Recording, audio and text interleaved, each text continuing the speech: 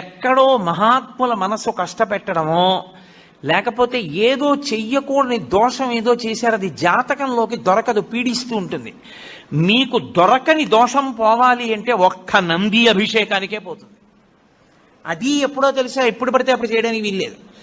త్రయోదశి నాటి సాయంకాలం శివాలయంలో శివలింగానికి పొద్దున్న అభిషేకం అయిపోతుంది కాబట్టి అలంకారం చేసేసి రుద్రాధ్యాయంతో నందీశ్వరుడికి అభిషేకం చేస్తారు. అభిషేకం చేసి నంది మూర్తినంతటినీ కడిగి అలంకారం చేసి చందనం బొట్టు పెట్టి నందీశ్వరుడికి శివలింగానికి ఏకకాలంలో హారతిత్తితే సమస్త దోషములు ఉపశాంతి పొందుతాయి. ఒక్క త్రయోదశి నాడే, ఇక ఇంకొక రోజు లేదు దానికి. దోష నివారణార్థం చేసేటటువంటి అభిషేకం నందీశ్వరుడికి ఉంది ప్రదోష వేళలో. జాతకంలో వచ్చేటటువంటి అంత గొప్ప గొప్ప దోష